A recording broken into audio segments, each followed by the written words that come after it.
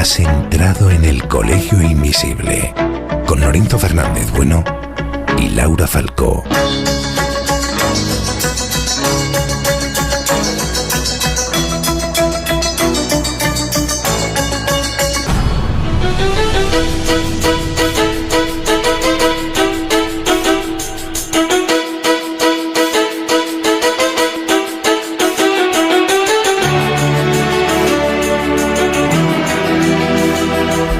Muy buenas madrugadas. Comienza la semana informativa radiofónica, La Curiosidad en el Colegio Invisible. Comienza la otra crónica de la actualidad. Ya están aquí preparados nuestros contertulios. Ahora os contaremos los secretos de cada uno de ellos, especialmente los de Juanjo Sánchez Oro, que hoy son visibles. Pero antes os vamos a contar que tal día como hoy del año 331 a.C., Alejandro, el gran Alejandro Magno, derrotaba a Darío III de Persia en la batalla de Gaugamela, a 27 kilómetros al noreste de Mosul, lo que sería hoy Irak, marcando así el fin del Imperio Persa.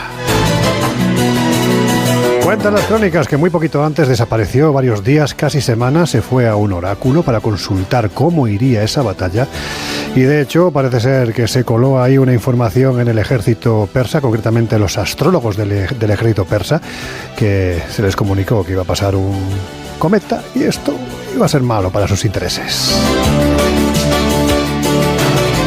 La guerra mágica, ya desde el pasado. En fin, tal día como hoy del año 1189, en San Juan de Acre, Gerard de Ridefort, maestro de los templarios desde el año 1184, moría durante el asedio de esta fantástica ciudad. Y tal día como hoy del año 1500, en la isla de Santo Domingo, Cristóbal Colón, que estaba con sus hermanos Bartolomé y Diego, era encarcelado por Francisco de Bobadilla, emisario de los Reyes Católicos y enviado a España pues a causa de las calumnias lanzadas contra él. Se acababa la aventura, en este caso, del almirante y virrey de todas las tierras conquistadas. Y tal día como hoy, del año 1843, esta es divertida, en Londres comenzaba a publicarse el diario News of the World, ya sabéis, este que ponían portada en grande. Hoy entrevistamos al hombre del saco, qué come, qué hace, cómo duerme. Y tal día como hoy, del año 1936, en Burgos, Francisco Franco era nombrado jefe de Estado por el bando nacional. Otra de estas de aquella época, tal día como hoy del año 1946, en el juicio de Nuremberg, que comenzó el 20 de noviembre de 1945, se sentenciaba a los líderes del nazismo. 12 eran condenados a muerte y 3 a cadena perpetua. Acusado Hermann Göring. El tribunal le encuentra culpable de los 4 cargos y le sentencia a morir en la horca.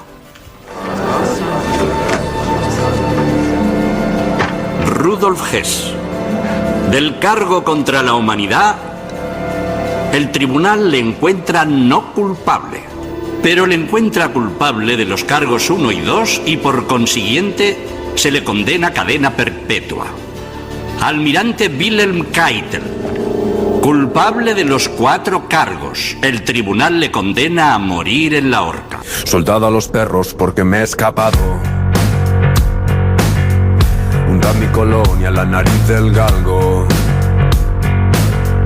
Corred con ganas que esta noche aguanto.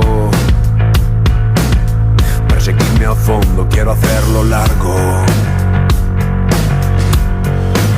Y aunque me Los perros del bien, que en este caso cazaron a los malos.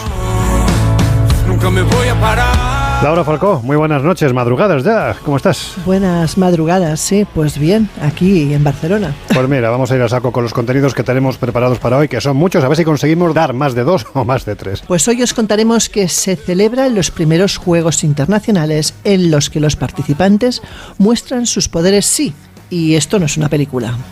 Hoy renuncio a la mierda que me viene ahogando. También os contaremos que han empezado a aparecer extraños animales de colores como jabalíes azules neón o tiburones naranja. ¿Qué estará pasando? Y por último, hablaremos de un libro que acaba de ver la luz y que habla, a las claras, de agentes secretos y mediums que han tenido colaboraciones de hasta 25 años.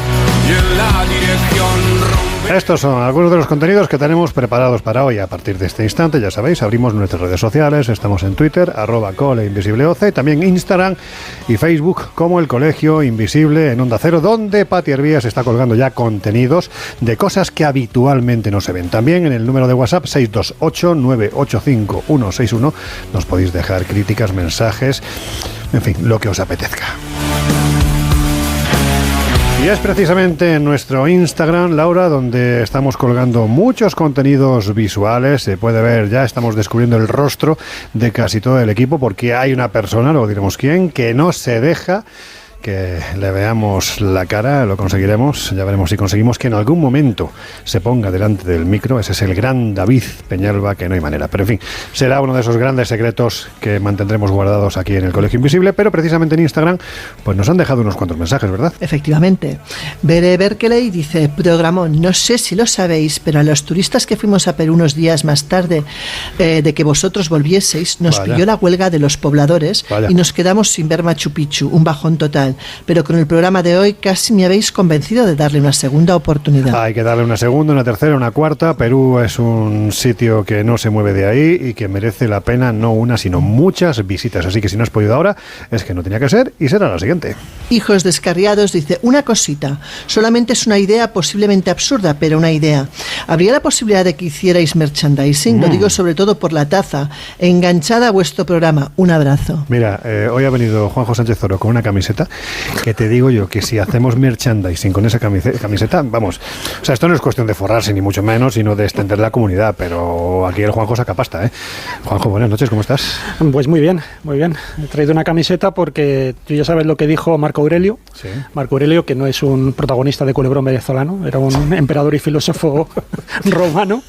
Pues él decía que amemos lo inevitable. Pues aquí estoy con una camiseta con el águila calva. El águila calva, el águila Sam, de los, ¿cómo se llamaban? De los Muppets. Barrios Sésamos, sí, serían los Muppets, ¿no? Sí. Yo que soy de Barrios Sésamos. Teleñecos, ¿no? Teleñecos. Pues eso, aquí está Juanjo, hoy sí, de águila calva. Laura, seguimos con Jorge Pineraro. Jorge, efectivamente, dice: como todas las semanas, esperando los días de emisión, sois unos cracks. Como y punto 2018 dice: buenas, os sigo desde el primer día y os recomiendo muchísimo. Solo os pido una cosa, bueno, a Miguel Pedrero, porfa, escúchate alguna intervención tuya y te darás cuenta que repites muchísimo lo que dices. Así no avanzas en la trama y necesitas más tiempo.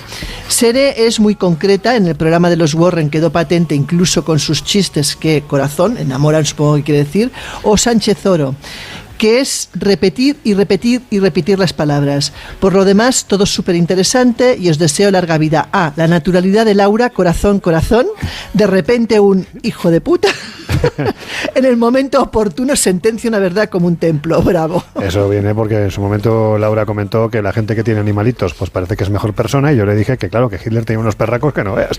Dijo, bueno, ahí lo soltaste, ¿no? Dijiste que también hay hijos de puta que tienen animales. Pues eso, la naturalidad en estado puro. Miguel Pedrero, buenas noches, ¿cómo estás? ¿Qué tal? Muy buenas. Pues eso, darle que decir, ¿qué tal? Muy buenas, muy buenas. Bueno, aquí preparando mi oráculo. Sí. Hombre. Sí. Hombre, qué rabia me da esa sección. Ya, pero te está gustando. Es una relación de amor-odio, veo ya, ¿no? Es más de odio que de amor. Oye, pero bueno, ¿qué le vamos a hacer? Pero hoy veo que con peluca rubio platino. Sí, al viento. Sí, hombre, a mí yo lo he visto y digo, mira, si parece Marilyn Monroe, pero le falta el detalle, aunque las uñas las trae pintadas hoy, ¿eh? En fin, venga, Laura, vamos al último mensaje. Pues Ruth dice: en la película de Altamira sale mi hijo haciendo de limpiabotas. Toma ya. Qué persona tan amable y cariñosa es Antonio Banderas. Se hizo una foto con mi hijo y le dijo cosas que le hicieron muy feliz. Bueno, pues estas cosas que de repente a través del pinganillo vienen unos comentarios que en fin, bueno, el gran David Peñalba, que también participa de otra manera en este programa. Bueno, pues sí, es cierto que Antonio Banderas tiene una fama de ser un tipo extraordinario y uno de nuestros actores más reconocidos a nivel internacional, y pues solo por esto hay que sentirse orgulloso. Dicho lo cual, si os parece, comenzamos la tertulia. ¿Creías que ya lo habíamos contado todo? Los misterios no descansan, las preguntas no se acaban y las respuestas están ahí, listas para ser encontradas. Vuelven los enigmas, los mitos y las conspiraciones con Lorenzo Fernández Bueno y Laura Falcó. El Colegio Invisible, el viernes, programas de estreno a las 11:30 en Mega.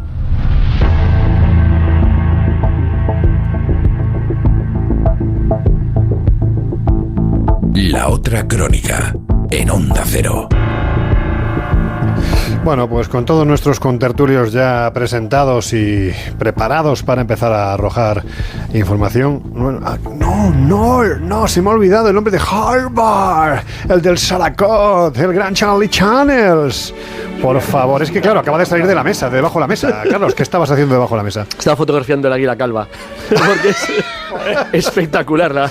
Solo ver las cejas del águila calva de la camiseta del águila calva. Increíble lo de Carlos Canales. Busca una aventura hasta debajo de esta mesa en el estudio de Onda Cero. Bueno, es que no creas que es fácil aquí enganchar un cable. No, es muy complicado. Realmente para un ingeniero que diseñó esto lo hizo profesor. Sí, además ten cuidado que algún que otro cable pelado y lo mismo tenemos un... A ti sí se te pueden poner los pelos de punta. A otros no, pero a ti... Bueno, sí, que no, que Miguel siempre dice que él tiene mucho pelo, pero en otro sitio. Sí, donde no debo. En fin, venga, que sí, que estamos ya con la tertulia. Y Laura, vamos a empezar con esta información que no sé si se refiere a la casa de Poltergeist o a una casa con Poltergeist, pero lo cierto es que se ha vendido para hacer ni más ni menos que un Airbnb para los amantes del terror. Es la casa donde se filmó Poltergeist en 1982. Se ha vendido por 1,2 millones a un inversor de los gatos en California y está decidido a convertirla en un Airbnb, justamente recreando todas las estancias de la película. Porque la casa, como sabes, es la fachada, pero por dentro la casa no correspondía al set de rodaje donde se hizo la película. Pues este hombre la ha cogido con el propósito de remodelarla interiormente y recrear las escenas de la película original de Poltergeist. O sea que quien quiera se podrá alojar, podrá alquilar la casa por unos días y, bueno, tener la sensación de que vive precisamente en mitad de la película, ¿no? La casa tiene una parcela de casi 1.500 metros cuadrados, 4 dormitorios, 2 baños, un aseo, y además en la parcela hay una piscina llena de muertos, por cierto. El famoso cementerio. La famosa escena de los muertos. Claro, imagínate la escena, ¿vale? Sí, bañate. Vaya además, spoiler que habéis hecho, yo lo dejo ahí. Bueno, a estas alturas ya. Hombre, que la película de qué año es. ¿Cuándo prescribe un spoiler? Del 82. Pues fíjate, hombre, yo creo que ya es tiempo suficiente para hacer un spoiler, ¿no? Sí. Pero aparte, acordaros que además fue una película de esas alimentadas con la historia de que era maldita. Porque comentaban, por ejemplo, bueno, en medio del rodaje de Poltergeist 3 muere Heather Rook, la niña pequeña, porque contrajo giardiasis y fue mal diagnosticada. Pues algo muy malo, seguro. Y el caso es que falleció la pobre en mitad del rodaje y tuvieron que acabarlo con una doble. Dominic Dunne, la hermana mayor, también murió asesinada, en este caso por un exnovio, a la edad de 22 años. También, por ejemplo, resultado de enfermedades crónicas, murieron Julian Beck, que era el reverendo Kane en Poltergeist 2, y también murió en el 85 Will Sampson, que era también otro de los personajes que aparecían en Poltergeist 2. Y por último, JoBeth Williams tuvo una experiencia sobrenatural mientras filmaba la película, y es que dice que cada vez que regresaba a su casa, las imágenes en las paredes de su casa estaban torcidas, todo lo que eran cuadros estaban como torcidos y tenía que volverlos a poner rectos, como si algo le persiguiera después del rodaje. Pues es que la casa estaría mal hecha. Es que este tipo de casas, además, ya sabes que en Estados Unidos... también puede ser. Claro, es que este tipo de casas sabes que son así como de maderilla y les ponen ahí una capita. Yo es que soy muy fan del programa este de Reformas, ¿sabéis? Que son los dos gemelos estos que son iguales. Sí. Y claro, cuando se empiezan a desmontar una casa, es que aquello es de trapo. Cuentan de todo. Es que es de trapo, es que no me extraña. Cuando pasa un huracán o una cosa de esta se lleve la mitad de las casas. Bueno, hay otro programa también en esa línea que son una pareja que le ofrecen a los inquilinos reformarle la casa o darle otra por un precio equivalente. No sé si lo habéis visto. También, sí, que son una chica y un chico. Un chico y una chica. La chica sí me está cabreada. Sí. Claro, y uno reforma la casa. Cosas veo, a mí me encanta. Reformar o Carlos, todo lo que sea un programa te la de pensar, quedas, o sea, el título del programa es ¿te lo quedas o lo vendes? Eso es. Entonces la chica reforma la casa de gente que ve solo programas y si no les gusta, el otro le enseña casas nuevas. Oye, y por cierto, qué gran película Poltergeist. Sí. Y qué gran... Menos mal que Miguel trae de nuevo a la conversación a la mesa. Y qué gran director dirigió esa película, Steven Spielberg. No te equivocas. La produjo. Bueno, las malas lenguas dicen que no solamente la produjo, sino que la dirigió. Porque... Mira que bien ha salido, ¿eh? Claro. No las malas lenguas y las buenas lenguas, porque de eso han hablado algunos. Ted Hopper, ¿o quién? Sí. Bueno, y recordar además que la medium de Poltergeist... Recordar además que la medium de Poltergeist está inspirada en una persona real, además una persona que ha estado en España con nosotros, que es precisamente una de las grandes mediums a nivel internacional. Que de tamaño es igual. Bueno, sí. Es muy grande como medium, pero muy pequeñita. Es una señora muy pequeñita. Bueno, pero digamos el nombre, ¿no? Marilyn Rosner. Sí, Marilyn Rosner, sí, se ha pasado por el Colegio Invisible muchas ocasiones. Bueno, sabéis que en el mismo año que se estaba rodando Poltergeist, se estaba rodando E.T., y Steven Spielberg... vaya mezcla. Claro. Se le coló un muerto en la nave espacial, ¿no? Pero lo interesante es que Steven Spielberg había firmado un contrato de exclusividad y por lo tanto no podía hacer otra película. Él estaba dirigiendo E.T. Claro, él estaba dirigiendo E.T. Y entonces le apetecía hacer Poltergeist y lo que hizo fue convertirse en productor, guionista, y dice mucha gente que participó en esa película que fue el auténtico director porque aparecía por el set cada 2x3 y era realmente quien estaba detrás de todo y quien dirigió esa película en la sombra. Es que la película es cierto que se ganó esa historia de maldita y no le faltaban motivos, como comentaba Laura. A ver, si esto llega a ocurrir, yo que sé, que tienes 20 muertes en una película como El Cid o Mogambo, que hay 4.000 extras, pues te explicas que pueda llegar a pasar, pero en una película en la que el cuadro de actores es tan limitado que de repente, yo creo que ahí se rompe la estadística, o sea, que en un momento determinado sean tantas las personas, tantos los protagonistas que acaban falleciendo, algunos de muertes muy violentas, jolín. ¿Ves? Eso no pasó en la versión española de los Calatrava, el E.T. y el otro. Ahí no ocurre, nadie murió. Ahí morían algunos espectadores. Bueno, se cuenta que algunos espectadores sí que murieron al verla.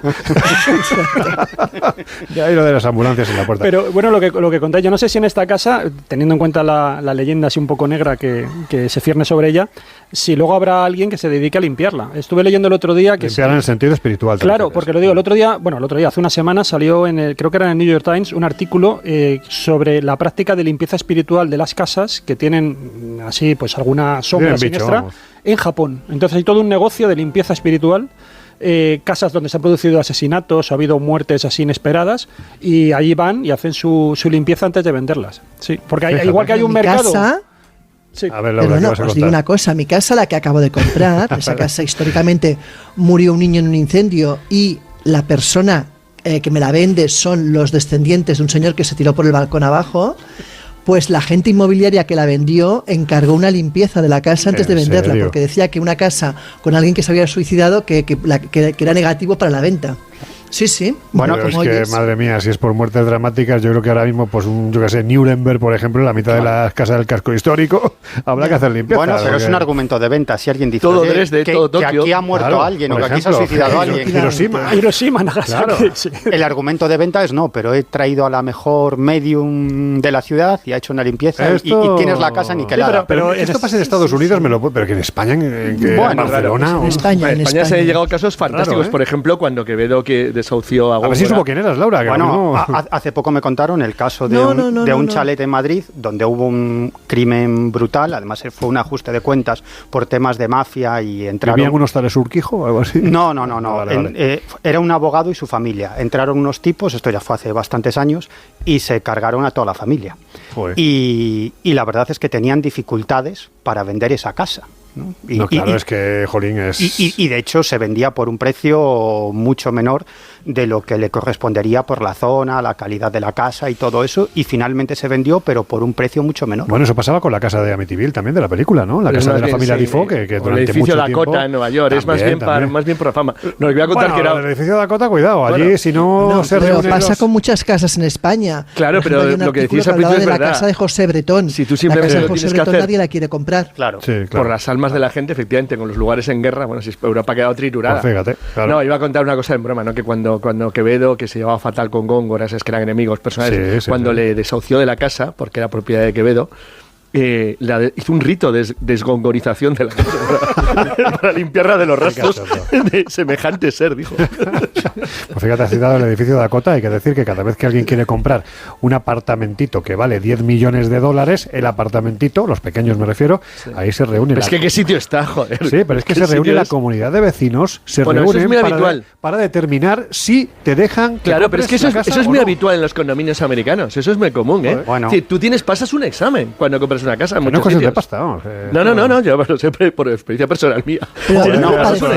Porque, oye, si te metes cuando compras en muchos condominios, te hacen una especie de examen para ver quién eres, cómo eres, dónde vienes, qué pretendes. Yo me he encontrado con casos de gente que ha vivido fenómenos paranormales en casa y que ha pagado 3 o 4 meses. ¿En casa te refieres? ¿No en tu casa? No en mi casa, en sus casas, ¿no? Y que han pagado 3 o 4 meses de alquiler por adelantado y que acaban yéndose de la casa. Y otros que tienen la casa en propiedad o en alquiler y no pueden irse a otro sitio y no tienen más remedio que aguantar. Ahora prefieren la muerte la gente. Está tan mala cosa de la casa ya. Bueno, yo me estoy acordando de un caso alucinante que ocurrió en... ¿Cuánto tiempo nos queda, querido Peñalba? Que Miguel se lanza con un caso, entonces... Que va a contar un caso gallego, joder. Sí, esto ocurrió en abril del año 1996 y fue un caso muy espectacular, además que concitó la atención de un montón de medios de comunicación.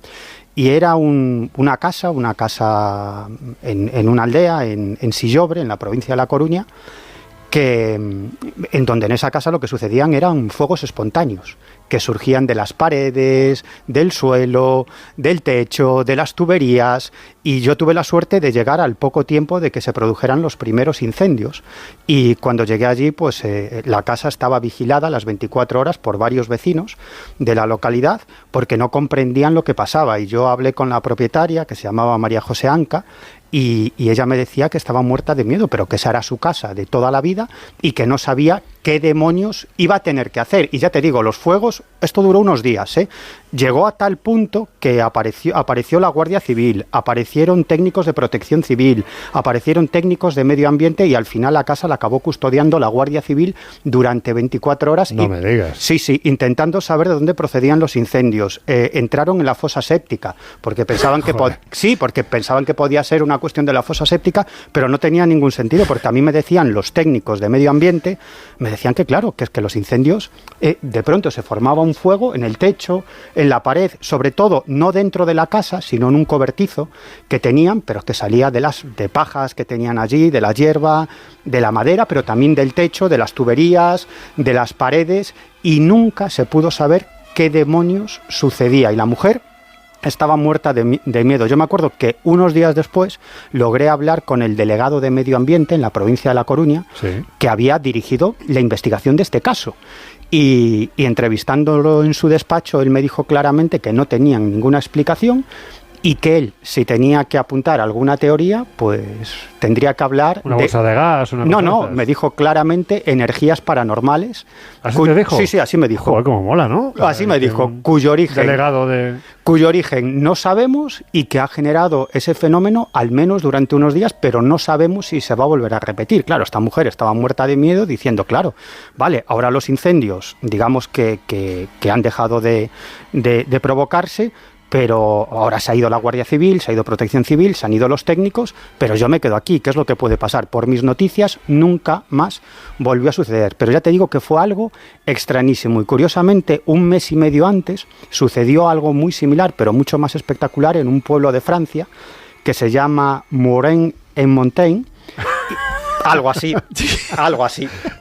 Perdón a los que saben hablar francés, les pido disculpas. Se ha intentado. Les pido disculpas, pero en este caso los incendios sucedían en un montón de casas de esta localidad francesa en el interior de los armarios. No se sabía cuál era el origen. Pero claro, la cosa fue mucho más grave porque en un incendio murió una mujer, la propietaria de esa casa, y un bombero que entró a salvarla. Y nunca se logró saber qué es lo que pasaba porque incluso la gendarmería acordonó varias casas para controlar cómo es que se producían esos incendios y se generaban esos incendios sin causa aparente, incluso en una ocasión delante de un juez, de varios ayudantes del juez, de varios técnicos y de varios gendarmes que vieron cómo en un armario se generaba un fuego espontáneo. Y esto duró unas semanas hasta que finalmente el fenómeno desapareció. En España hay un caso que es el primero que está presentado históricamente. ¿El qué? ¿La Roya? No, más antiguo. En 1588-89, el duende de Peñafiel. Es un pleito que está recogido en el archivo de Simancas, en el cual una pareja que compra una casa pide que se anule la compra Porque está enduendada. Porque tiene duende. Era derecho de rescisión de alquileres en España. Y el pleito consiste en que tiene que demostrar uno que efectivamente hay un poltergeist y el dueño de la casa decir que no hay nada, que se lo está inventando porque no quiere asumir la compra.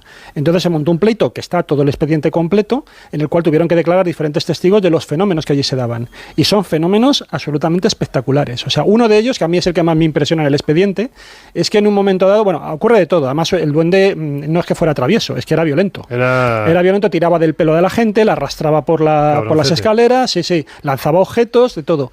Pero hay una escena que la narra uno de los testigos, que es espectacular, que es que en un momento dado, cuando empiezan a escuchar un montón de jaleo en una habitación, y entran, abren la puerta, se encuentran encima de la mesa una baraja de cartas, pero no una baraja de cartas, sino un castillo de cartas. Anda. Espectacular. Que nadie sabía, como nadie había entrado por allí, según cuentan, ni nada. Y ganó la pareja que decía que había un poltergeist.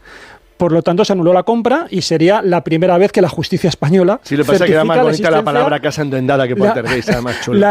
Más chulo. Pero te darás cuenta que es un pleito en el cual judicialmente queda demostrado que hubo una casa de duendes. O sea, que eso era una figura legal. Sí, se podía acreditar, la serie de partidas lo recoge a partir del siglo XVI-XVII, la posibilidad de que tú alegaras en la existencia de casas en donde duendes o de lo que hoy llamaríamos fenómenos poltergeist o fenómenos anómalos como un elemento para poder rescindir un alquiler. Entonces, era una cosa que tú tenías, que a veces advertía, cuidado, la casa contiene duende, tal. Tú dabas una especie de advertencia. Hay así importantes, hay media docena de casos, algunos muy conocidos, uno en Madrid también. Entonces la verdad es que el tema de las casas enduendadas se arrastró hasta muy entrado del siglo XVIII. Era un caso muy curioso. Esto es espectacular, porque además se conserva todo la descripción es muy minuciosa de todos los testigos. Claro, la otra parte trata de decir que no, que todos los testigos están mintiendo, pero la descripción de cada fenómeno los procedimientos judiciales españoles eran muy buenos. España es uno de los países que inicia la modalidad de lo que es el abogado defensor moderno. Eran juicios y pleitos con testigos, se registraba todo por parte de los oficiales de justicia, por parte de los corchetes que servían para el juez. Bueno, la verdad es que es una maravilla la cantidad de documentos que hay de ese tipo, porque igual que se ha podido seguir muy bien los procesos de brujería o se sigue cualquier otro, de cualquier estilo que tú quieras hacer, y hay cosas increíbles. Y en el mundo musulmán no solamente puedes convivir con un jinn, sino que te puedes casar con él en algunos contextos. Puedes asumirlo como que es tu pareja. Es que claro, el jinn forma parte con él, incluso que te ha embarazado, o sea, el hijo. Puedes decir que el hijo... Eso huele mal, ¿eh? Sí, yo lo dejo ahí. Bueno, un poquito excusa aquí. A ver, no sería muy diferente de los casos de las...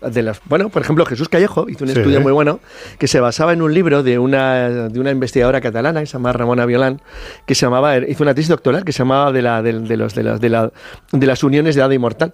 Entonces había toda una tradición que quedaba reflejada en la heráldica, donde las familias intentaban demostrar que ellos tenían contactos con seres sobrenaturales. ¿Qué dices? Que podían ser de naturaleza femenina o de naturaleza masculina. Es decir, los Miranda, por ejemplo, una chica rubia cubierta a la desnudez con una venera de Santiago, está rodeada por dos sierpes que la cuidan en la gruta, porque hay hadas naturales y hadas llevadas al país de las hadas. Y si procrean con un varón humano, la descendencia tiene una parte sobrenatural.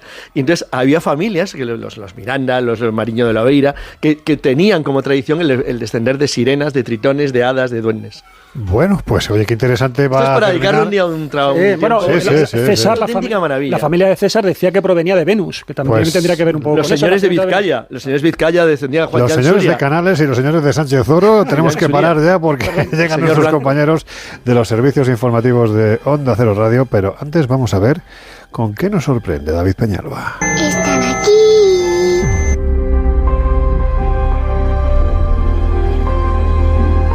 En unos minutos volvemos a abrir las puertas del Colegio Invisible en Onda Cero.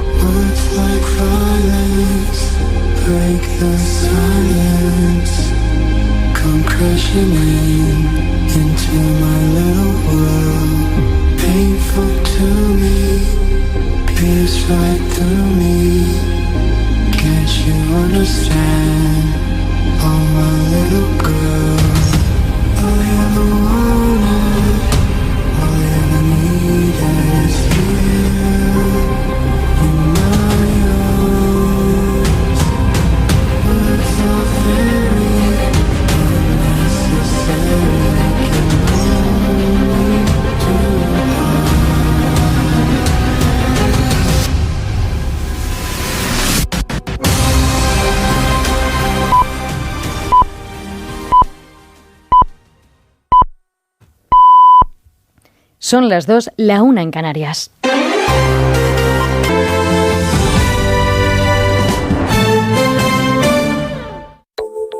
El Colegio Invisible, con Lorenzo Fernández Bueno y Laura Falcó, en Onda Cero. Bueno, pues ya estamos de vuelta. Si te acabas de incorporar al Colegio Invisible de hoy, que sepas que Juanjo, no sé si Juanjo está tosiendo, y nosotros en esta primera media hora te hemos estado hablando de la casa de Poltergeist, la de la película, que se ha vendido y parece ser que quieren montar algo así como una especie de parque temático para que la gente entre en las habitaciones donde aparecía aquel gusano gigante o se bañe en la piscina que estaba llena de muertos. Toma spoiler. No, que estamos en 1982. Yo creo que ya ha pasado suficiente tiempo como para poder hablar de algunas claves de esta película. Y además hemos estado hablando de que hay figuras dentro de la legislación española, o por lo menos ha habido, como el de las casas enduendadas, que mira que es chulo, es que es mucho más chulo que lo de Poltergeist. Y ya que estamos hablando de fenómenos paranormales, pues vamos con la siguiente noticia, porque hay que decir que se celebran, no sé si se celebran o se han celebrado ya, Juanjo. Se han celebrado y ya están convocados los del año siguiente. Bueno, pues son los primeros Juegos Internacionales en los que, atentos, los participantes, teóricamente, supuestamente, tienen poderes psíquicos. Es que sí, en principio es lo que tienen que demostrar, claro. Y luego compiten entre sí a ver quién tiene más poderes psíquicos. Aquí dependiendo de las pruebas. Sabes cómo son las pruebas. Bueno, las pruebas hay un vídeo en la maldición de la tos. Sí. Has empezado con tos, yo me he despistado y ahora mira. Bueno, esto lo ha organizado una persona que se llama Hakim Eisler, que es él es licenciado en medicina integral, practica yoga. Y luego también resulta que es muy conocido porque se dedica a esto de los documentales de supervivencia. Y además tiene un gimnasio, que es de lo que realmente parece que se gana la vida. Pero luego también se ha dedicado a cuestiones como, por ejemplo, la visión remota, la visión mental, trabajando en el Instituto Monroe. Entonces, él ha decidido montar estos juegos, sí, los ha hecho en un hotel. En internet hay un reportaje muy amplio, como de casi media hora. Mira, hay confianza de eso. ¿Qué tal te encuentras? Yo bien. ¿Quieres beber un poco de agua? Porque vamos a otra noticia y mientras tú te recuperas. No, pues no, seguro, puedes seguir. Sí, yo creo que sí. Venga, venga, sí, no, es que ha traído aquí unos productos muy buenos. Sí, que para la radio son estupendos. Estupendos, sí, claro, por eso. ¿No? Y además es que estoy muy nervioso de estar hablando en la radio. Y entonces, me tenéis que disculpar. No falta decir, ¿puedo saludar? Claro. Total, que este hombre que os comento ha montado esto de los juegos, sí, y la verdad, él parte de una filosofía de vida, que es la de, aquí hemos hablado en muchas ocasiones, de Ingo Swann, uno de los grandes también mediums, videntes y tal, ¿no? Psíquicos, que él decía o tenía la esperanza de que la sociedad tenía como que avanzar en esos poderes psíquicos que todos tenemos de una manera latente. Bueno, pues tratando de favorecer eso y tratando también de hacer lo que sea en un contexto divertido, pues ha montado esta iniciativa, de momento en un hotel, donde se reúnen, ahora os explico un poco las técnicas, pero son como unos Juegos Olímpicos. Juegos Olímpicos. Y está bastante curioso, ¿no? La mecánica es la siguiente: tú te puedes presentar o de manera individual o por equipos. Si te presentas de manera por equipos, pues compites con otros equipos. Los equipos como máximo pueden ser de 5 personas. Hay diferentes categorías, juveniles y adultas, y tienes que competir en determinadas especialidades, que son visión remota, visión mental, precognición, psicocinesis o radiestesia. Para poder ir, lo que tienes que hacer es presentar una solicitud. Ya digo que está abierta la convocatoria para el próximo año. Se supone, yo luego por lo que he visto en el vídeo no sé muy bien el filtro que han hecho, pero se supone que tú tienes que someterte previamente, para entrar digamos ya a la competición, tienes que someterte a una evaluación de las habilidades sí. Y si superas en esas pruebas las posibilidades del azar, se considera que sí que tienes algo, un don, que merece la pena luego ponerse en competición con el resto de los jugadores. Tienes que pagar una cuota inicial de inscripción, que son $150 por equipo, $50 por competidor individual, y esto incluye, esta cuota, además de que vayas allí y participes, una camiseta personalizada que te dan de Sea Games, ¿no? Para que la utilizas. Del año. Pero no, es el uniforme que te tienes que poner durante los desafíos. Tienes que ir luciendo esa camiseta. Fíjate. Y hay premios. Si en cada competición, los premios en la competición individual son, si obtienes la medalla de oro, $1.500 en efectivo. Bueno, no está mal. No está mal, en efectivo. Luego, lo digo para... Sí, que no pagan impuestos. Vamos. Debe ser, digo básicamente. Yo.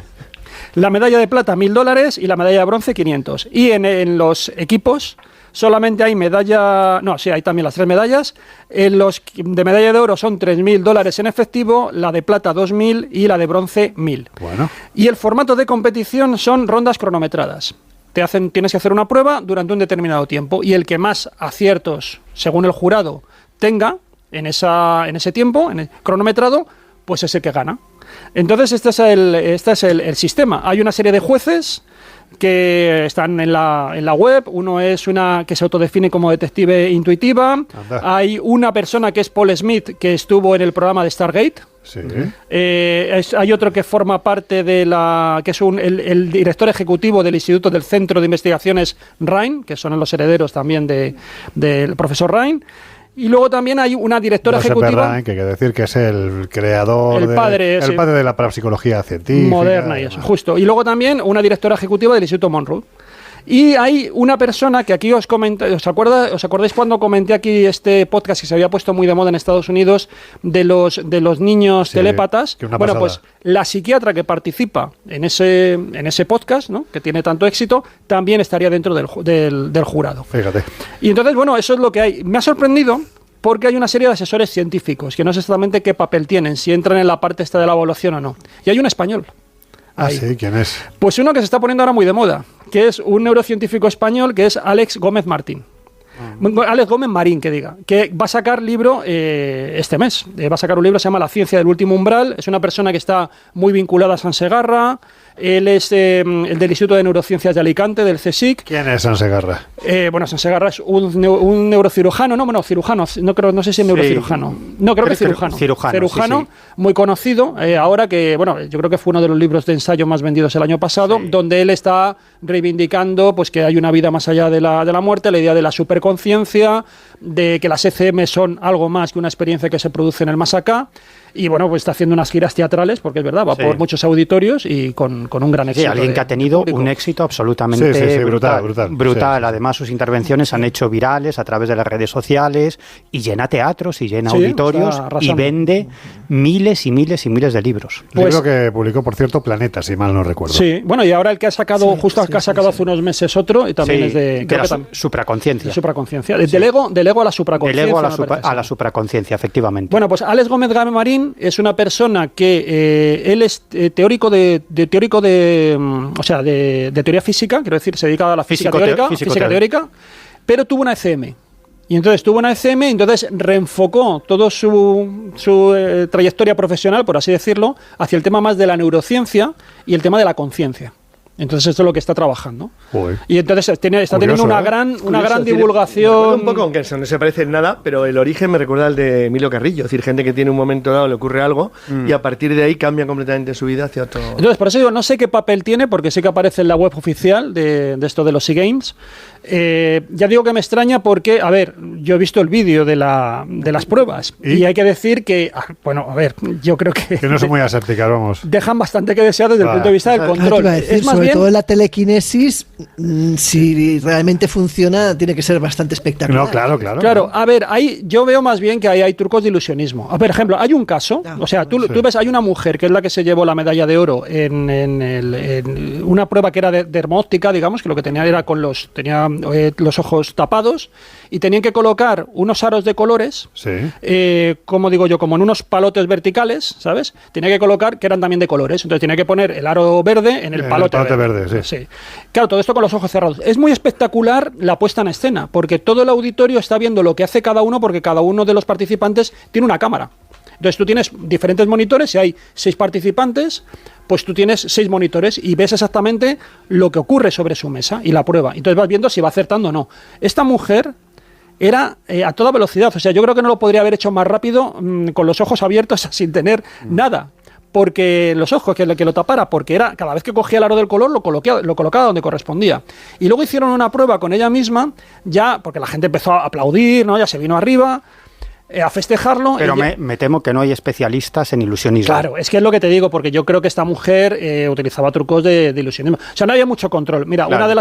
Luego esta mujer ya, cuando la euforia que hay, pues ya digo, la pusieron de pie, ya la dieron por ganadora, entonces hicieron una prueba que era, se colocaba esta mujer en un extremo de la sala y en el otro extremo una persona iba sacando cartulinas de colores. Y tenía que decir, ella con los ojos tapados, tenía que decir de qué color era la cartulina. Y ella iba acertando inmediatamente. Pero en un momento dado, el que estaba presentando el acto se colocó como en medio entre donde estaban mostrando las cartulinas y esta mujer. Y entonces colocó una gran cartulina negra delante para que no pudiera ver. Y dijo ella, me estáis boicoteando. Y él dijo, joder, ¿cómo lo puedes saber que no me ves, que yo te estoy tapando? Pero claro, es absurdo, porque si tú puedes pasar por encima de lo que te han puesto, de la venda que te han puesto, puedes pasar por el siguiente obstáculo. Evidentemente. Entonces, si le estaba boicoteando es que estaba viendo algo y la cartulina negra que le había puesto este otro delante no le dejaba ver la de colores. O sea, que es más un espectáculo que otra cosa. A ver, en el fondo lo que sí que pretenden, la idea es buena. En el fondo, la idea... Juegos a ver, la idea es buena si hubieran controles más rigurosos, porque esto es un coladero. Es que sí, si tú quieres algo, o sea, si tú quieres certificar que algo es auténtico, no te lo llevas a unos Juegos Olímpicos del Misterio. No, te lo llevas a un laboratorio. Bueno, es que ellos quieren, claro. A ver, el enfoque es un poco desinhibir esto. Claro. En vez de darle tanta trascendencia, pues que la gente que si realmente tiene una capacidad, pues a ver si sale a la luz en este tipo de juegos. Claro. Y un acto así festivo, ahora lo que yo veo tendría que haber más controles y sobre todo especialistas en ilusionismo, porque esto es un coladero para gente que sabe ilusionismo. A ver, tú lo ves y ves que eso, ya te digo, yo he visto, mira, por ejemplo, había otra persona, yo no sé si os acordáis, esto es que es muy antiguo, lo del el rotor rip-off que era una cosa que nosotros hacíamos para ver si tenías poderes en las manos. Sí. Esto era de la época de la época de lo del libro, los libros estos famosos de Fontana. ¿Con qué jugabas cuando eras niño? Pues yo era de los que... El rotor Ripoll. Sí, no me suena de nada. Sí, ¿conocéis el libro? Esto lo conocí seguro. Los libros estos famosos de Fontana Fantástica, sí, claro, que eran de Martínez Roca, los de las pirámides. Ahí publicaba Atienza sus libros de las claro. mágicas. ¿Os acordáis lo de las pirámides? Famoso, lo de cómo podías afilar una cuchilla o momificar. Pues ahí te venían también algunos ejercicios. Había un manual en esa colección que era de experimentos parapsicológicos, una cosa así. Tengo los dos, el número 1 y el número 2. ¿Ves? Que Laura es de las mías. Entonces, ahí te podías hacer artesanalmente cosas. Yo ahí me hice una cámara Kirlian y hacía todas estas cositas que nos hacíamos en la época. Y había una cosa que era una cosa que hacías con papel, que era una especie de cilindro que tú lo colocabas sobre un alfiler para que mantuviera así un poco la verticalidad y colocabas lo que era el canto de la mano, ¿no? Bueno, la palma de la mano alrededor y lo tenías que hacer girar si te concentrabas. Bueno, pues algo parecido es una de las pruebas que han tenido que hacer aquí con el tema de la psicocinesis, que es que tienen también una plataforma, una rueda, y la tienen que mover colocando las manos. Lo vi. Claro, pues ganó uno que es el que más vueltas hace o más giros consigue dar en el tiempo cronometrado. Claro, eso tiene muchas explicaciones, porque tú también con el calor de la mano generas una pequeña corriente. Entonces depende si lo acercas mucho o no. Ese tipo de cosas hay que aislarlas, no puedes hacerlo así. O puedes crear electricidad estática en tus manos de alguna forma para mover eso, que eso todos lo hemos hecho. Claro. Pues entonces esto no se hace. Entonces todo es pues muy alegre, muy desenfadado, buscan crear este efecto. Lo que me cabrea un poco es lo que digo, la desproporción entre lo que tú ves en la página, que dices, comité científico, grandes figuras del mundillo tal y cual, y luego la ausencia de controles total y el festejo y el júbilo con el que se vive realmente luego los desafíos. Pues mira, yo me quedo con nuestros particulares juegos que me parecen mucho más chulos. Por ejemplo, la Liga Nacional de Fuerza, que en 2025 la ganó Gianluca Ardenghi, porque el hombre con su fuerza bruta arrastró un camión. Estos sí que son superpoderes. Claro. Son chorradas, hombre. Creía que era la fuerza de Yoda. Bueno, sí. No ves cómo tiraba la cuerda. A mí por comentar algo, ¿no? Sobre esto. ya que estás aquí, ¿no? Ya que estoy aquí, pues vamos a comentar algo sobre esto, ¿no? Algo un poco más serio, ¿no? Que yo creo que es muy interesante, que estoy seguro que Juanjo me va a decir, vale, pero esto se tiene que replicar más veces, y es verdad, ¿no? Pero es un experimento que hizo un viejo conocido del mundo de la investigación paranormal, que se llama Dan Radin, que es profesor de psicología de la Universidad de Saybrook en Estados Unidos, y que él hizo un experimento que a mí me parece fascinante de psicoquinesia, que es vincular la psicoquinesia con la física de partículas, ¿no? Y a mí me parece un experimento... Y ahora hablará de la doble rendija. Claro. Voy a hablar de la doble rendija, pero no este es mi oráculo. No tanto sobre eso. No tanto sobre eso, sino sobre el experimento, ¿no? Bueno, lo explico muy rápidamente. El experimento de la doble rendija es un clásico, ¿no? Que si tú lanzas un haz de partículas subatómicas a un objeto con dos rendijas, sí, y detrás pones una placa fotográfica, pues lo que se supone es que ese haz de partículas pasará por una de las dos rendijas y dejará un rastro de proyectiles, porque las partículas subatómicas no son otra cosa que proyectiles, ¿no? Digamos. Como si disparas, las vas lanzando una a una como si fueran perdigones. Perdigones. Sí. Y pasan, tú señalas por una rendija y pasaría solamente una. Pasaría solamente una por una rendija. Normalmente utilizan fotones, pero pueden utilizar cualquier partícula electrónica. Utilizan carpetones. No, pueden utilizar electrones, pero en general se utilizan estúpida, acabo de decir. Se utilizan fotones, ¿no? Bueno, pues la realidad es que no sucede eso. Si tú lanzas un haz de partículas subatómicas, en realidad no pasa por una de las dos rendijas y por otra no, sino que pasa por las dos a la vez. Anda. Pero lo que queda registrado en la placa fotográfica no son rastros de proyectiles, de balas, de esas partículas subatómicas, sino que ahí aparece lo que los físicos llaman un patrón de interferencia. Es como cuando tú estás en un río y lanzas una piedrecita y eso genera una onda. Sí. Lanzas otra piedrecita, genera otra onda. Otra piedrecita genera otra onda. Cuando esas ondas impactan entre sí, lo que se genera es una línea ondulada. Pues exactamente eso es lo que queda reflejado en la placa fotográfica. ¿Eso qué significa? Pues que las partículas subatómicas no son exactamente partículas. Podríamos definirlo como una especie de ondas de dimensiones infinitas, por decirlo así, es decir, que son ondas, que en realidad no están en ningún lugar concreto, pero que en determinados momentos se supone, que esto está en discusión, se supone que cuando una conciencia observa la realidad, se ordena para ti. Es decir, esas ondas de dimensiones infinitas se convierten en una partícula y eso es lo que genera la materia. Pero en realidad nadie sabe qué es la materia, es decir, nadie ha observado una partícula subatómica. En realidad es una nube de posibilidades infinitas que a la vez que es onda, es partícula. Claro, ¿qué es lo que sucede? ¿Qué es lo que sucede si tú intentas medir ese experimento? Es decir, si ponen en las rendijas un aparato que mide por qué rendija pasa el haz de partículas subatómicas, pues entonces las partículas subatómicas actúan de forma totalmente diferente y lo que queda registrado en la placa fotográfica es lo que todo el mundo se espera, esos proyectiles. Es decir, que si no se observa es una onda y si se mide, de algún modo se convierte en una partícula, es decir, cambia su modo de actuación. Bueno, pues ¿a dónde quieres llegar con esto? Vale, con lo que quiero llegar es que el experimento que hizo Dan Radin es muy interesante. Él cogió a 137 sujetos y los dividió en dos grupos, unos que eran meditadores muy experimentados y otros que no habían meditado nunca.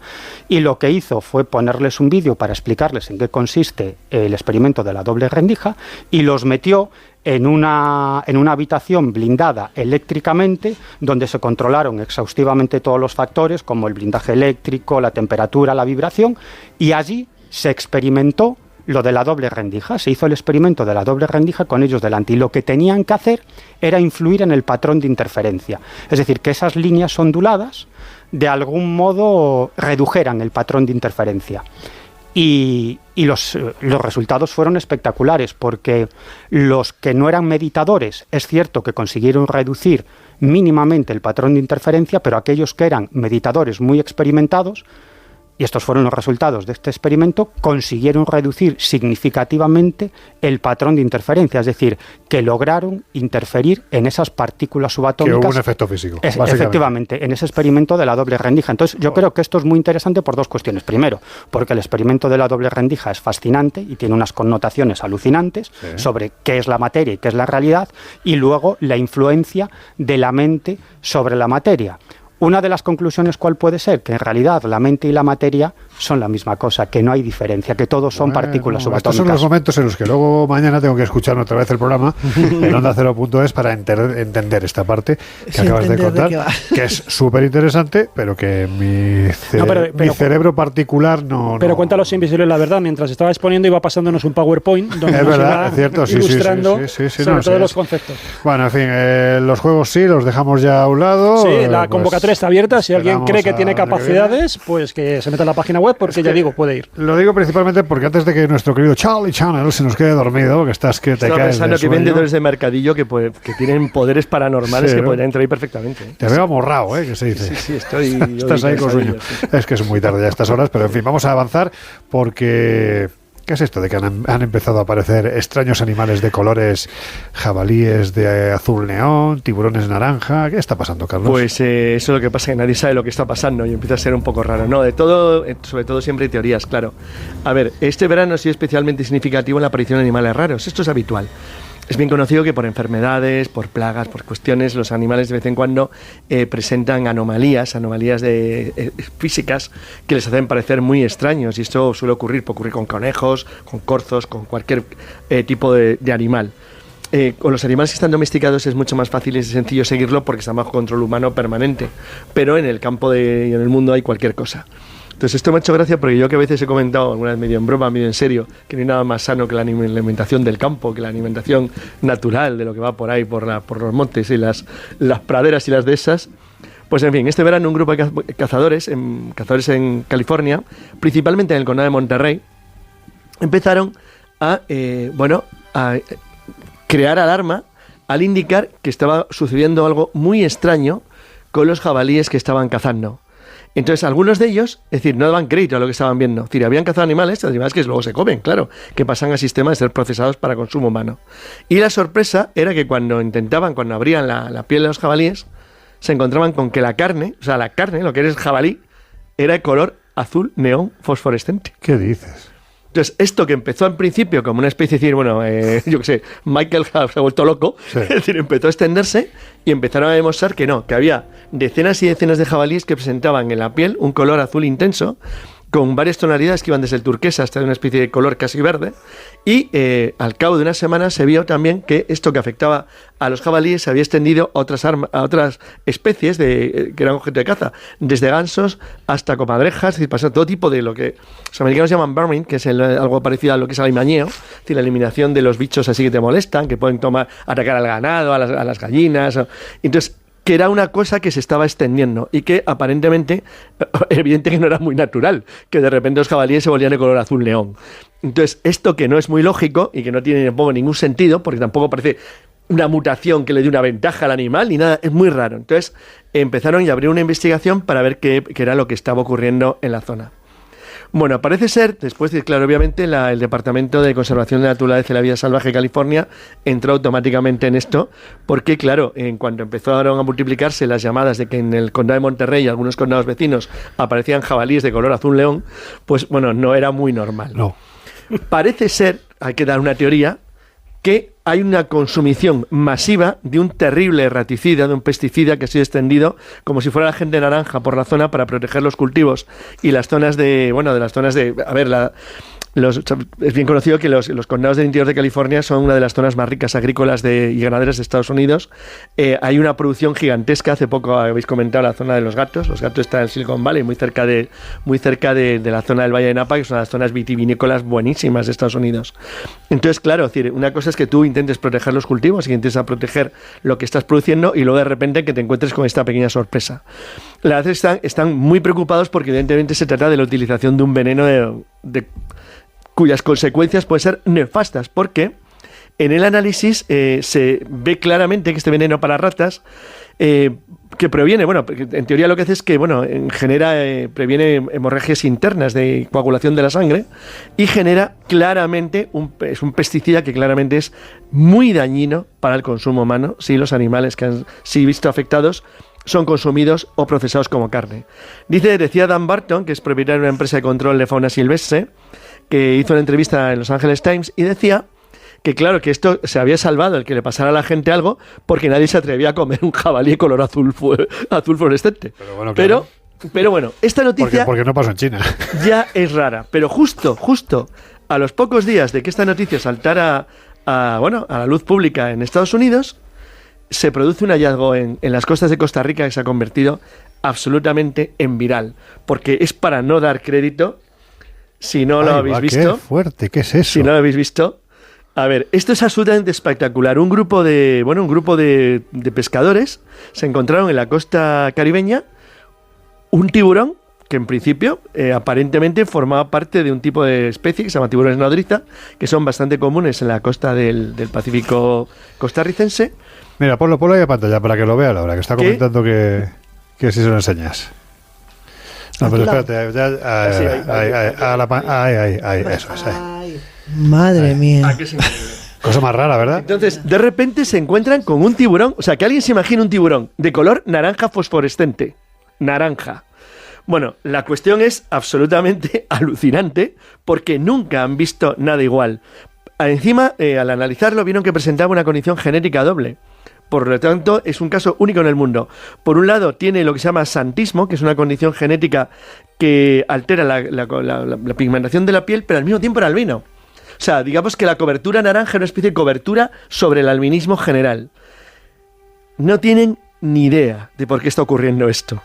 Esto es la cosa más rara que alguien se puede imaginar, porque un tiburón naranja fosforescente no es precisamente un animal discreto, o sea, no le da ninguna ventaja competitiva en el medio. Son grises como los submarinos, son de color del mar. Y entonces, es decir, el tener un tiburón naranja, en principio, es algo absolutamente extraño. Ahora mismo hay...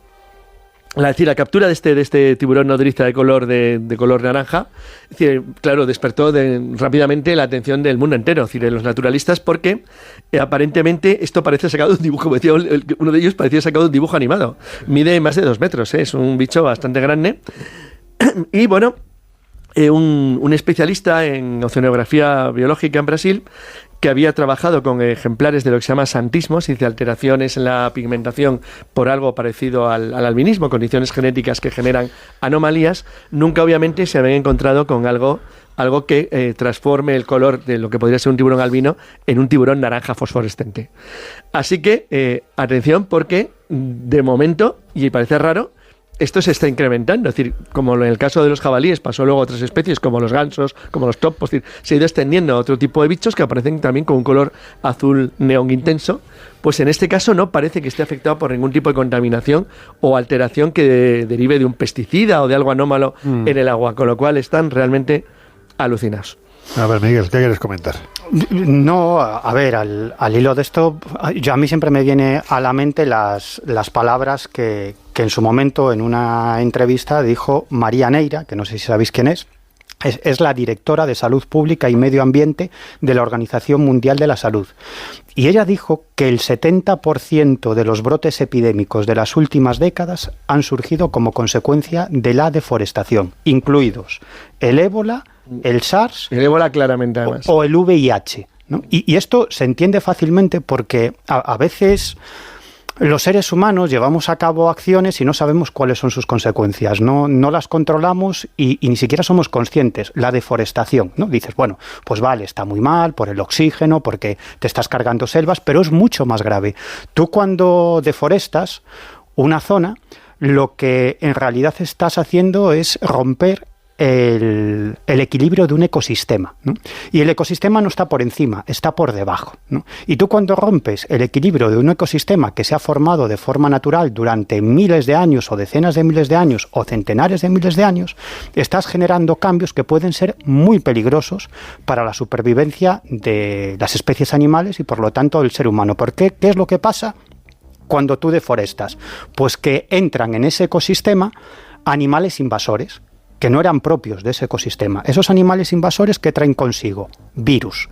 Por lo tanto, es probable que los virus de esos animales muten y lleguen a infectar a los animales propios, oriundos de ese ecosistema. O al revés, que los animales de ese ecosistema infecten con sus virus a los animales invasores. Una vez que se produce una mutación entre especies, los seres humanos que somos, más que una especie animal, pues puede mutar a cualquier especie animal o incluso al ser humano.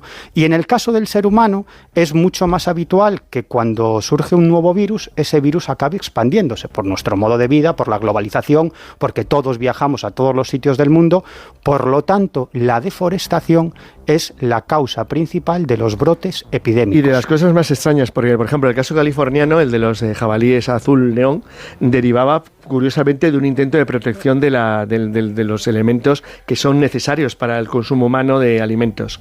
El caso brasileño actualmente está muy de moda. Brasil tiene unos 250 millones de vacas, más o menos. Es el mayor productor de carne de vaca del mundo. 250 millones de vacas, en un país que tiene a su vez unos 180 millones de personas.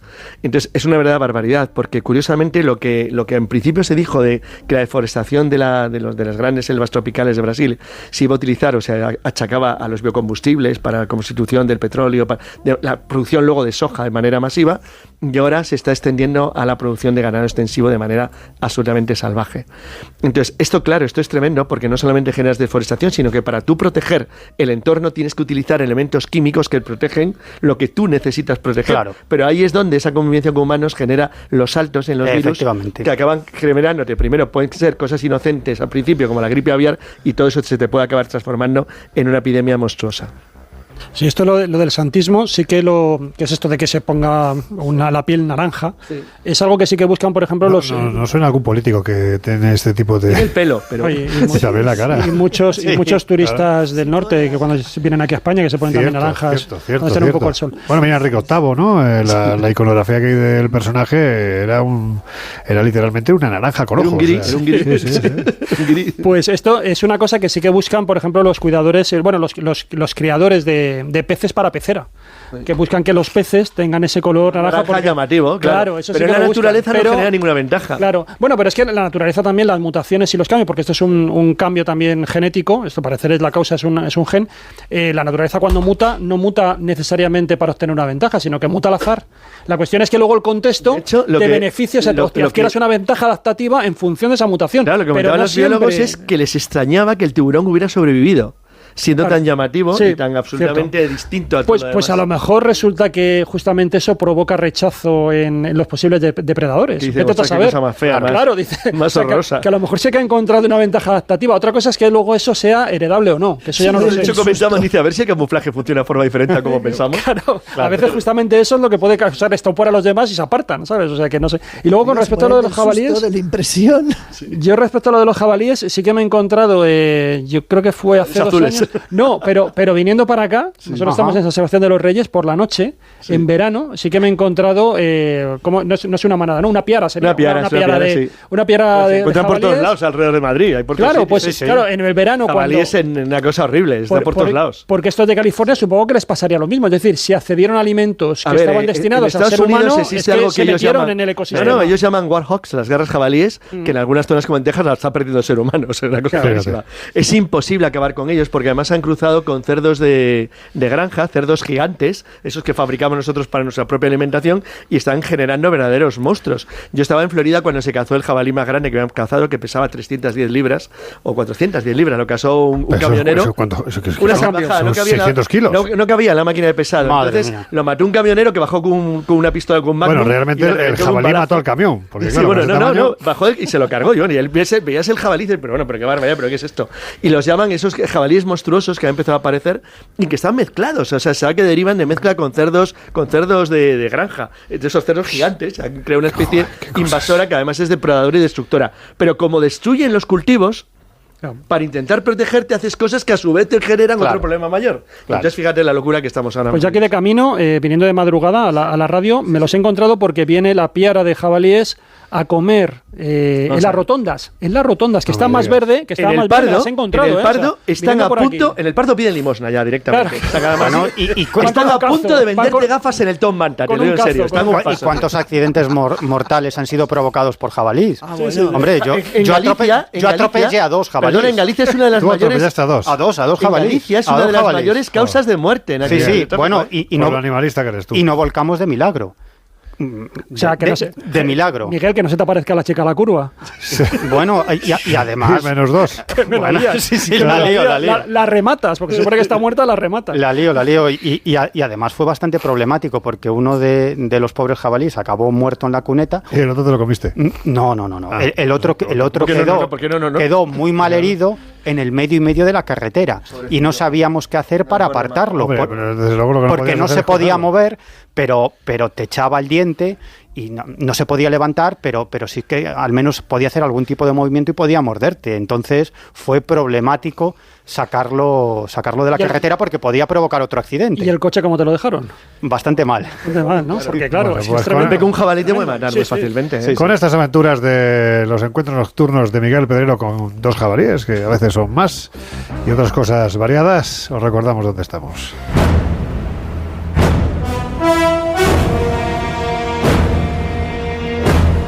Hemos oído que Esparta se dirige al combate y deseábamos unir nuestras fuerzas. ¡Espartanos! ¿Cuál es vuestro oficio? ¿Lo ves, amigo? He traído más soldados que tú. ¡Aguantad! ¡No les deis nada! ¡Arrebatádselo todo! El Colegio Invisible. El periodismo de misterio ya está aquí, en Onda Cero. Cuenta nuestra gesta.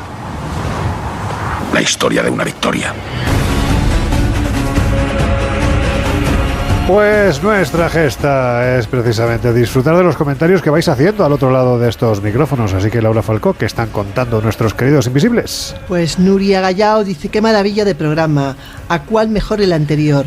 El martes fue apoteósico de divertido y hoy de interesante. No hay ni que perderse un minuto de ninguno. Abrazo, chicos, y enhorabuena. Pues muchas gracias a Nuria. Pues gracias. Venga, seguimos. Artal dice: estoy flipando con el coco que tenéis. ¿Cómo Algunos podéis más. guardar tantísima información en vuestras cabezas? Todos mis respetos, me encantan todos vuestros temas, pero el del arca está siendo súper chulo. El del arca de la Se lo alianza. pregunta él y me lo pregunto yo también a veces. Bueno, pues el del Arca de la Alianza, memoria. que fue un asunto que tocó Carlos Canales la semana pasada, hablando precisamente pues de eso, ¿no? De que se sigue buscando el Arca de la Alianza, y no solo por Indiana Jones, hay más gente que... Ahí está. Algún día contaremos cuando Charlie Chaplin estuvo buscando otro de esos objetos sagrados llamado Mesa de Salomón, pero lo contaremos cuando la oportunidad lo merezca, porque de verdad que tiene unas aristas. Esto es Lawrence que de Arabia. Os podéis ni imaginar. No, Memorias de África, ¿no? Lawrence de Arabia. Lawrence de Arabia. Ah, Lawrence de Arabia. Vale. Bueno, Laura, venga, seguimos con uno de Anónimo- los... Gusta, sí. Anónimo es muy soso el Anónimo nombre. dice: en Galicia existe una leyenda que habla de un perro mágico que Anda. protege a los celtas. La Fíjate. leyenda del perro de los celtas, según la historia, este perro aparece en momentos de peligro guiando a los viajeros perdidos y protegiendo a los débiles. Se dice que su aullido puede ahuyentar a los espíritus malignos y que aquellos que tienen la suerte de encontrarlo recibirán su protección. Esta leyenda ha sido transmitida de generación en generación, convirtiendo al perro en un símbolo de esperanza y valentía. Fíjate. Sé que esta leyenda no tiene nada que ver con la de los hombres lobo, pero me apetece compartirla con vosotros. Un saludo desde A Coruña. Pues un saludo para A Coruña, y tiene que ver con esa noticia que comentamos la semana pasada sobre la ley para protegerse de los hombres lobo que hay en Argentina. Y como aquí no es un hombre lobo exactamente, pero sí es de A Coruña, Miguel, ¿esto de los perros mágicos? Bueno, yo no conocía exactamente esto, pero sí hay otra tradición de un perro de signo absolutamente contrario, que es un perro bastante terrible, sí, de color negro, muy grande. Se cree que es una tradición de origen celta, indoeuropeo, y que existe en Galicia, y es la tradición de un perro negro muy grande, con 2 cuernos. Anda. Que sale... A ver si va a ser una vaca, medio perro. No, Si tiene cuernos. que sale del agua y va arrastrando unas A ver cadenas. si va a ser un narval. Es que... Sí. Bueno, pues sale del agua y va arrastrando unas cadenas, y es símbolo de mal augurio, de muerte. Hombre, claro, un perro con 2 cuernos que sale del agua y que tiene cadenas, pues hombre, de buena suerte no tiene pinta, ¿eh? Sí. Te toca comprar lotería. Sí, y luego también hay una tradición muy extendida en Galicia, y es la del pájaro negro de grandes dimensiones. El pájaro de Malagüero. Exacto, que es un pájaro que, bueno, esto se repite en Galicia y en otras zonas de la península y en otras partes del mundo, que es un pájaro que cuando aparece, pues lo que viene a simbolizar es que alguien cercano a ti va a fallecer. Es como si fuera una especie de santa compañía. Fíjate, bueno, pues si seguimos hablando de este tipo de bichos, Laura, y bueno, relativo a esta noticia, Javier Prado también nos comenta algo, ¿no? Dice: fantástico programa sobre la ley argentina de apadrinamiento licantrópico. Hay quien dice que más que para evitar la maldición, se promulgó para que las familias no abandonasen o diesen en adopción a su 7º hijo, debido a la extendida que estaba la creencia de que se convertiría en un hombre lobo o lobizón, como dicen allí. Fíjate. Es de suponer que esta idea sería llevada por los europeos en general, ya que la tradición es es común a todos los países, además de Rusia, España incluida. Aquí, por cierto, se cree que una de las maneras de revocar la maldición es que el futuro hombre lobo fuera llevado al bautizo por su hermano mayor y se le pusiera el nombre de Antonio, una creencia que sigue hoy vigente y se practica en determinados lugares de nuestra geografía.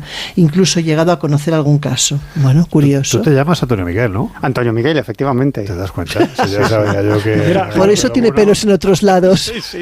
Soy un poco hombre lobo, también es verdad. Pues Javier Prado es uno de los mejores investigadores ahora mismo del tema de las casas de duendes en historia. Sí, no me digas. Mira, él fue el que me comentó lo del duende de Peñafiel. O sea que mira, él pues, está Javier, haciendo un trabajo extraordinario sobre el tema y además revisando todo lo que es la bibliografía, el folclore. Espectacular, ¿eh? Eso hace falta, esas cosas. Bueno, le tuvimos en el Colegio del Verano. Sí, es buen amigo. Ya, buen amigo. Claro, el Colegio del Verano es el colegio serio, claro. el que mola, el que lleva nuestro querido el de Mercadillo. Ortega. Bueno, eso... El de baratillo, me gusta más la palabra baratillo. Bueno, pues nada, vente al Deluxe, Javier Prado, y te invitamos a que vengas al Colegio Invisible a contarnos estas cosas tan interesantes. Venga, Laura, un último mensaje. Y el último, José A.Aparicio dice: lo del premio Darwin con la aspiradora me ha llegado al alma. Hay que reconocer que el premio le costó un huevo conseguirlo, o dos. Se costó dos. Sí, más bien. Joder, sí, esto lo contamos la semana pasada, ese premio Darwin, de la persona que se puso una aspiradora industrial en Sálvase a la parte y ganó el premio Darwin, pero perdió todo lo que había por ahí abajo, ¿sabes? Lo acabó. Los Darwin está muy difícil ganarlos, la competencia es durísima. Entrar este año veréis en Darwin Awards y veréis que la pugna es tremenda. ¿Qué es lo que premian los Darwin? Los Darwin premia el eliminarte por idiota de la cadena genética humana, es decir, o morirte o quedar imposibilitado para procrear. De esa manera, como eres tonto, pues no transmites tu estupidez al resto de tus herederos. Joder, y descendientes. Es un premio que mejorará la especie. Mejora la especie. Primero mejora la especie. Bueno, pues nada, ya que estamos hablando de cosas que son bastante curiosas, Miguel, ¿qué te parece si hablamos de mediums, de agentes secretos? Porque de hecho se ha publicado un libro, ¿no?, sobre este asunto, en el que se muestra que ha habido colaboraciones que han durado, ya que hablamos de huevos, pues un huevo, ¿no? Un huevo. 25 años, ni más ni menos. Un cuarto de siglo, sí. Es un libro que ha sido publicado en Estados Unidos hace un par de semanas. Atención a la editora Laura Falcó. El libro se titula Persiguiendo el mal, crímenes impactantes, fuerzas sobrenaturales y la búsqueda de la esperanza y la justicia por parte de un agente del FBI. Bueno, básicamente... El título es breve, ¿eh? Es breve, sí. O sea, es para apuntártelo en la servilleta. ¿De qué irá? Además no dice de qué va, ¿no? No. Que va. Bueno, pues básicamente el libro ha sido... No será eso la contraportada. No. El libro ha sido escrito a 4 manos por un exagente del FBI que se acaba de jubilar hace poco, que se llama Robert Hyland, y un medium bastante conocido que se llama John Edward. Y básicamente en este libro lo que revelan es una colaboración de 25 años que llevaron a cabo esta gente del FBI y este medium, una colaboración absolutamente secreta para resolver todo tipo de casos, desde cuestiones vinculadas con el crimen organizado hasta asesinatos o incluso la detención de asesinos en serie. Todo esto durante 25 años. Y este agente del FBI, Robert Hyland, era completamente escéptico. Él trabajó además durante algunos años como agente encubierto, infiltrándose en grupos criminales, y él estaba especializado en desmantelar redes del crimen organizado. Y él, entre otras cosas, lo que hizo fue acabar con una red criminal que se dedicaba a montar peleas de perros. Y bueno, él... con este medium, con la colaboración de este medium, es lo que cuenta en el libro, lo que cuentan ambos en el libro es que este medium llegó a identificar, sin que el agente del FBI le dijera absolutamente nada. ¿Sabes lo que llegó a identificar? ¿Qué? Nos lo vas a contar la semana que viene. No fastidies. Sí, lo vamos a dejar aquí en todo lo alto. Yo sé que estas cosas en radio no se deben de hacer nunca, porque claro, una cosa es que esperes media hora o 5 minutos y otra cosa es que esperes una semana. Pero, Miguel, te invito... Y le va a dar algo. Te invito a que la semana que viene... Es lo peor que le puedes hacer. Marques el punto en el que te has dejado esta información. ¿Sabes por qué? ¿Por qué? Porque llega el momento más importante de este programa, el oráculo de... Miguel Pedrero.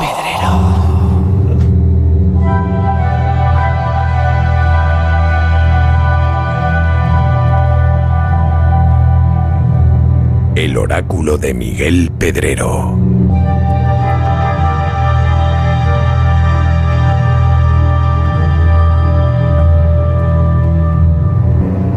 barba postiza, gafas de color morado, cejas de... Y la peluca rubia. Cejas de Angry Bird, y si seguimos más arriba, una peluca tipo Robert Redford, pero... Sí, no, Leyendas de Pasión es la de Brad Pitt, ¿no? Pues sí, tipo Leyendas de Pasión. Y las uñas, como siempre, largas y pintadas. Miguel Pedrero, el hombre de las bolas de cristal. Llega tu oráculo. O sea que... Laura, espero que ese ruido haya salido de tu boca, ¿eh? No digo más. Ha sido de mi boca, las bolas de cristal. Me gusta porque el oráculo no lo vio venir. ¿A que no lo viste venir? No lo he visto venir. O sea, que ha sido maravilloso. Evita que cuente una noticia de la colaboración durante 25 años entre un agente encubierto del FBI y una medium. Ahí, para el oráculo. Cebando perfectamente para la semana que viene. Para la mierda de noticia que voy a contar. No, pues mira, te quedan 5 minutos para contar esa mierda, así que por favor procede. Vale. Bueno, no lo he vendido muy bien, ¿no? Bueno, pues la semana pasada hablaba de robots, precisamente, ¿no? De cómo en prácticamente unos años se va a generalizar el uso de robots para todo tipo de tareas domésticas. Robots de aspecto humanoide, ¿no? Bueno, pues la noticia que voy a contar en esta ocasión lo que indica es que no solamente vamos a tener robots para tareas domésticas, que es algo muy positivo, sino que esto se va a generalizar y va a ser cuestión de meses o incluso de años en el campo de batalla. O sea, vamos a ver guerras de robots humanoides y no va a tardar demasiado, os lo aseguro. Bueno, estamos viendo ya que la guerra no tiene nada que ver con lo que era. Yo, en cambio, lo que veo es poco útil el robot humanoide para una guerra. Ya puedes hacer figuras raras tipo arácnido, queda mejor, con 8 patas. Sí, o los drones. Si es que un dron drones voladores. Los estragos que están causando en Ucrania, por ejemplo, es una barbaridad. Bueno, pues en esto está trabajando el ejército chino. Hace poco, una compañía robótica china que se llama Unitree acaba de publicar un vídeo, cualquiera lo puede ver, si teclea en YouTube Unitree, como suena UNITREE, pues verá un vídeo alucinante. Entonces es Unitree. Bueno, sí, vale. No como suena. Es que lo ha anglosajonizado, Unitree. Bueno, pues Unitree con 2 Es, ya está. Y no reáis más porque algún día os voy a estampar la bola de cristal que me habéis puesto aquí delante. Os voy a estampar un arma terrible, la bola de cristal. Bueno, eso sí que es más terrible que una araña robótica, vamos. Bueno, pues es un vídeo alucinante porque aparece un chino. Lo normal, China. Básicamente dándole de hostias a un robot. De eso se trata. ¿Pero qué le ha hecho el robot? Sí, no le ha hecho nada, pero le da patadas, puñetazos, lo empuja. A veces el robot logra mantener el equilibrio, a veces se cae, pero cuando se cae se levanta con una agilidad tremenda. O sea, como Terminator, vamos. Bueno, mejor que Terminator. Parece ciencia ficción. O sea, el robot se va al suelo, pero cuando se va al suelo se levanta con una agilidad tremenda y vuelve otra vez al ring. Como eduquen en Azerbaiyán o en Uzbekistán o en Dagestán ese robot, nos vamos a enterar, ¿eh? Bueno, pues... sí, la verdad que sí. Hay lugares por ahí. Pues básicamente esta compañía y otras muchas están trabajando con el Ejército Popular de Liberación, que es el ejército chino, sí, en la creación de robots para el campo de batalla. Y hace poco se acaba de publicar un artículo en el Diario del Ejército Popular de Liberación, que es el periódico oficial del ejército chino, ¿no? Y básicamente es un artículo en donde se habla directamente de cómo se van a utilizar robots humanoides en las guerras a muy corto plazo y cómo el ejército chino está trabajando precisamente en eso. Lleva ya tiempo experimentando con este tipo de robots y habla ese artículo de un modelo concreto que se llama Tiankun Ultra, que es un robot de aspecto humanoide que mide 1,80 y que ganó, atención, el primer maratón del mundo para robots humanoides en Beijing. Fíjate. Sí. ¿No ganó un etíope? No, ganó un robot bien entrenado. Bueno, pero según el artículo, vale, esto es lo menos que hace este robot, sino que esta versión, este Tiankun Ultra, se ha investigado o se ha desarrollado por el Centro de Innovación de Robots Humanoides de Beijing para batallar en entornos de guerra, como ruinas, escaleras, en entornos bélicos, con bastante buen resultado. O sea, que se planea que dentro de poco pueda existir en China un ejército de robots humanoides. ¿Dónde se fueron las islas de la robótica a la basura? Y de hecho, Y de hecho el ejército chino ya está trabajando en escuadrones compuestos por soldados humanos, robots humanoides y todo tipo de equipos autónomos conectados entre sí, es decir, armamento controlado por inteligencia artificial, drones, lanzaderas de misiles, helicópteros, robots humanoides, en fin. Y de hecho el artículo dice que estos robots, aparte de la enorme ventaja que supone controlarlos en el campo de batalla, es que pueden provocar una fuerte disuasión psicológica en los enemigos, porque los propios soldados enemigos, pues digamos que sienten miedo cuando se encuentran delante, no a seres humanos, sino a robots. Hombre, son más difíciles de matar, ¿no?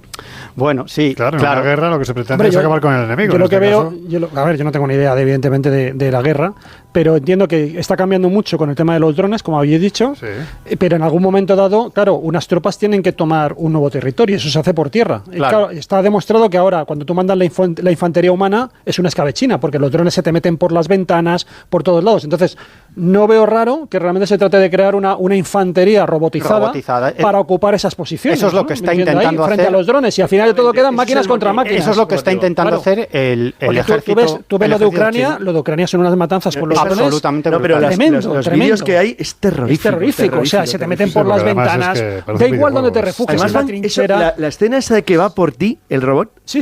Es una cosa, una sensación. Sí. Pues bueno, esto se va a generalizar, pero próximamente en las siguientes guerras por parte de China y sobre todo también por parte de Estados Unidos. No hace tanto traía la noticia de un desarrollo por parte, en este caso, del ejército australiano.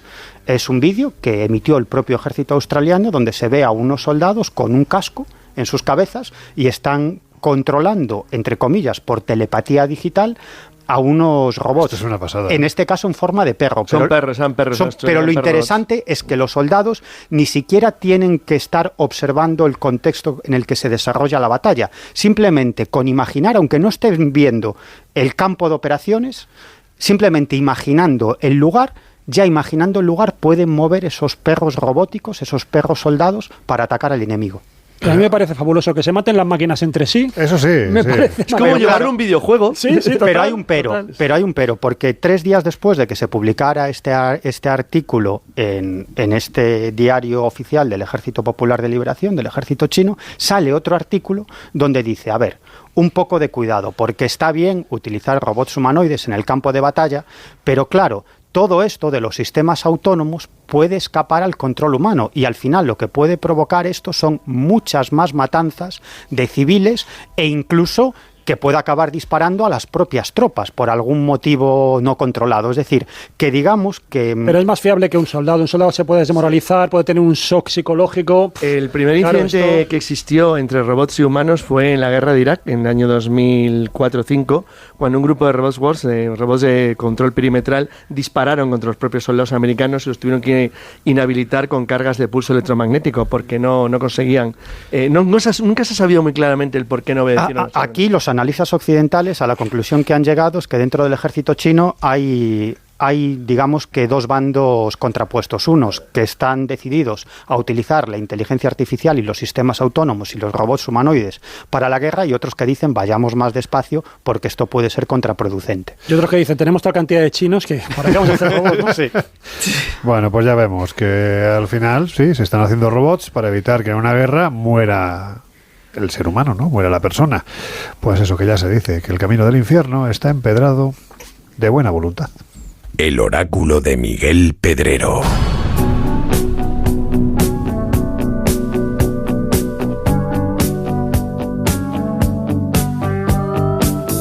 El Colegio Invisible. Con Lorenzo Fernández Bueno y Laura Falcó. En Onda Cero. Queridos invisibles, que la semana que viene os prometo, Laura también os promete, aunque no lo esté diciendo, pero esto es telepatía entre compañeros, que vamos a empezar la otra crónica de la actualidad hablando de agentes secretos y de mediums que han tenido colaboraciones prácticamente de 25 años. Empezaremos contigo, Miguel, que vale. Entiendo que ha sido un corte como muy brusco, pero merecía la pena escuchar el oráculo y entiendo que además el maquillaje no te lo puedes poner para nada. Que todo esto es en broma. A ver si alguien piensa que me he cabreado de verdad. Ya, me van a poner acá de un burro, pero en fin, ya uno está acostumbrado. Miguelillo, que nos vemos dentro de unos días. Pues venga, hasta la próxima. Chao, chao. Pues hasta bien pronto. Hasta bien pronto. Oye, ¿qué tienes en el cuello? ¿Una araña? A ver. Sí, que tiene un bicho. Quítaselo. Tiene un bichillo ahí. Un jabalí, era un jabalí. Si te digo yo, que es que este hombre busca cosas raras hasta debajo de la mesa y se las trae puestas. Bueno, Laura Falcó, que a ti te oigo y te veo el próximo jueves. Nos vemos en nada. Venga. Águila Calva, Águila San, el gran Juan José Sánchez Oro sobrevolando la escena con sano escepticismo. Pues nos vamos y me llevo ese momento de encuentro de carretera que comentaba Miguel, ¿verdad? ¿No? El momento Timón y Pumba, lo podíamos llamar. Pobrecillos. Se cargó a los papás de una piarita de jabalíes que están ahora llorando en la montaña. Bueno, Juanjo, que nos oímos dentro de unos días. Aquí estaremos. Gran David Peñalba, gracias compañero, ha sido un placer. Ahí siempre poniendo orden donde parece que hay caos. Así es el Colegio Invisible, que os dejamos en la compañía de nuestras queridas compañeras de No Sonoras. Regresamos dentro de 48. Hasta entonces, que seáis muy felices.